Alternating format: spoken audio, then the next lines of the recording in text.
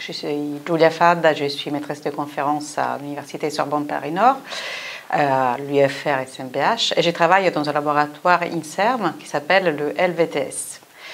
C'est un laboratoire qui est spécialiste de maladies cardiovasculaires et donc un laboratoire très pluridisciplinaire dans lequel il y a des médecins, mais aussi des biologistes, des chimistes et des physiciens.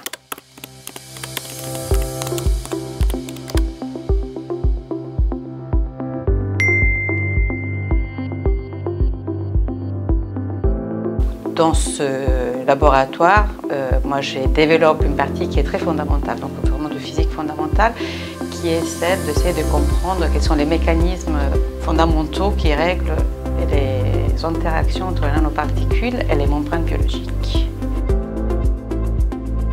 Pourquoi j'ai fait ça? C'est parce que les nanoparticules, c'est des objets très petits qui, dû à leur toute petite taille, ont des propriétés particulières. C'est-à-dire que les propriétés chimiques et physiques de ces nanomatériaux sont très différentes de celles qu'elles auraient à un état macroscopique.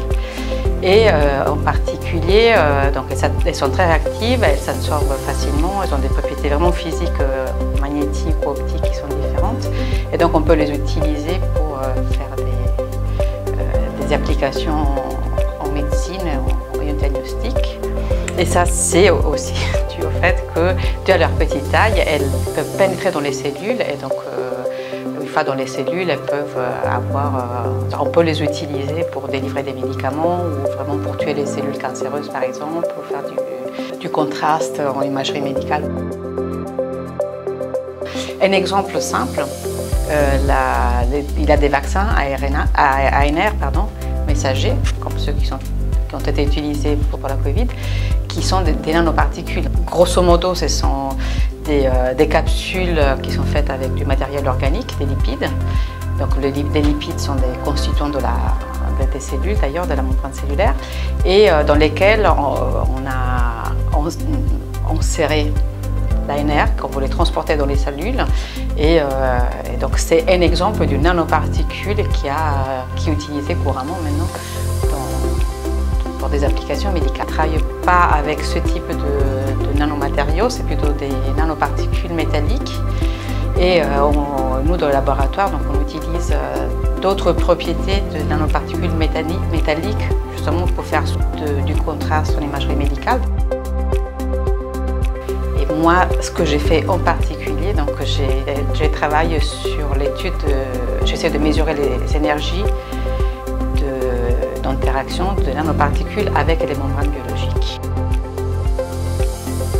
Et j'ai toujours aimé travailler, apprendre et étudier. Donc c'est quelque chose qui s'est fait tout naturellement, je ne m'en suis même pas rendu compte. En fait, j'ai eu mon bac, je suis allée à la fac, j'ai fait mes études de physique, tout ça c'était en Italie d'ailleurs. Et après je suis venue en France pour faire ma thèse, mais vraiment ça s'est fait tout naturellement.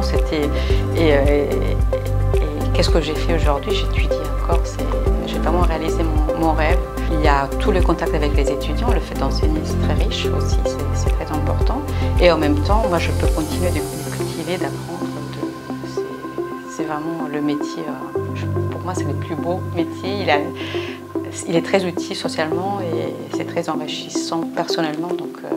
Et si on arrive en plus à comprendre des mécanismes qui permettent du coup de développer des connaissances importantes pour toute la société, ben là, on est comblé.